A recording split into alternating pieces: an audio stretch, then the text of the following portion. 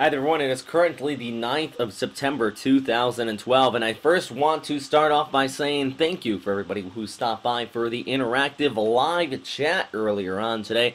Michael and Clark also joined in on that, and next week we plan on doing it yet again, and not to mention the fact that if we do have a significant tropical system, we will be planning that as well. But this update is basically going to be covering all that information, but condensed down into about a 5-minute period. So first, I want to point out this area across Japan, Korea, and eastern China. This is along a frontal area that's been bringing some heavy rainfall in these regions.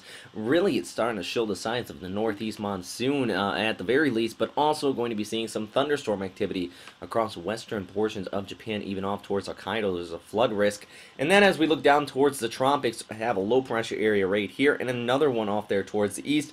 Both of these areas are actually hinting at a possible development by models, but at least at this time the more immediate one is this one right here, because that has been bringing some exceptionally strong rainfall there across the Philippines today. Even there has been some reports of flooding in around Visayas and northern Mindanao. And here on this imagery from NASA, where it's indicating where the heaviest areas of precipitation has been in the past week, you can see out here across India over towards Thailand and Vietnam, even extending across the Philippines down there towards the southeast.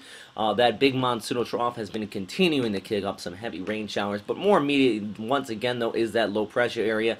Pagasa has currently been stating there is that risk of flooding and landslides at some of these steeper elevations. We actually saw a report earlier today within a 24-hour period there in central Visayas, upwards of 400 millimeters of rainfall fell. The volcanic islands across this area are very prone to landslides if you get this very high amount. So that is why I'm starting off by covering this right in here. Actually, you can see on this infrared / visible satellite imagery, very apparent cyclonic circulation right in this area. Now, at least at this time, models are not significantly stabbing at this one on possible development, but still, if it continues to track off there towards the northwest, likely is going to bring some heavy rainfall across portions of Vietnam, but also still inflow coming in from the south. And then look at this convection over there towards the east. That's likely going to be impacting many of these regions, but not just here. If we take a look a little bit farther west, you can see that out across portions of Thailand, you also have been seeing some significant flooding. Also, that monsoonal trough continues to blow up in this region. Now, right now, we're not in one of the stronger phases of the Madden-Julian oscillation, but likely is going to be moving in here in the near future. That's also going to be enhancing these thunderstorm activity as we still are here in the early parts of September. Tropical season still starts to peak out here, but on that note, we're also looking at westerly storms really working their way back into the picture here, as you have that high pressure over northwestern or northeastern China starting to work its way in towards the south. The Westpac high is beginning to retreat towards the southeast, and what happens here? A trough sets up, and that is very similar to the Mayu Bayous front that we saw in the spring. Well, now we're starting to get something very similar yet again in the fall. Typically is not as strong, but if we take a look at JMA's surface analysis, you can see this long front set up here all the way from eastern China, just across South Korea and off there towards the northeast. And on radar, what it looks like is definitely a very long series of strong thunderstorms moving across the Sea of Japan today. And look at these thunderstorms off there towards the north and northern portions of Honshu and western Hokkaido.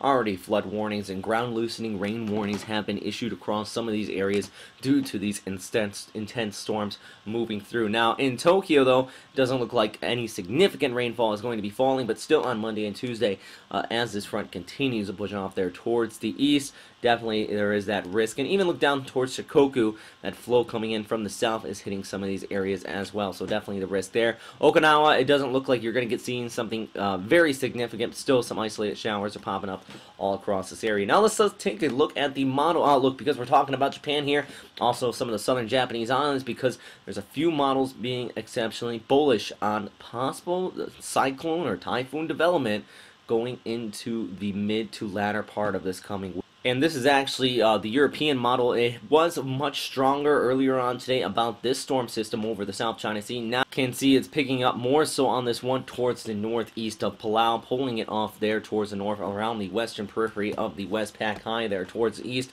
Now let's take a look at the GFS model up, because it is much more bullish than the European. Grabbing this storm system by midweek and blowing it off there towards the north, all part of that monsoonal trough and that convection currently down there You can see here going into Saturday of this coming weekend does develop a significant tropical system and then pulls it off there towards the southern Japanese islands. Now, still initializing on this storm, there's still a lot of different factors that could come in play here. Actually, earlier on today in the previous run, this actually had it pulling off there towards around the Kanto Plain. Now it's pushing there a little bit farther towards the west, expecting that actually Westpac high to be a little bit stronger. Now, if that continues to stay at its current intensity, it actually could move more towards Taiwan and northern Luzon if it only was to develop. And looking at the streamline analysis, at least at this time, with the current subtropical ridge in place, that very well could be a major risk. Actually, right around here, you see where that positive vorticity is. Now, if something was to develop out of it, would likely move in that direction at this time.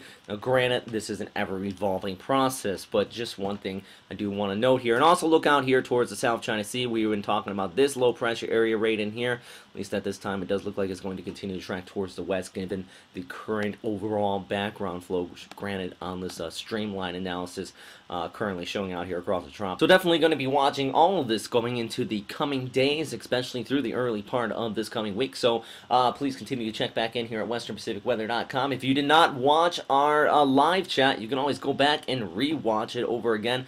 It definitely is about an hour and a half long. That's one reason why I'm putting this out here today, so you don't have to sit through it all, but still, definitely it is a good watch and a good read here as well. But also, we plan on putting more of those out, so if you want to get a kind of a hint what we plan on doing when a significant tropical system forms up, and also every weekend, please do go check that out as well. So stay safe out there, everybody. Always remember you can follow us on Facebook and Twitter. You follow me there at Robert Speta and also at westernpacificweather.com. So have a great day.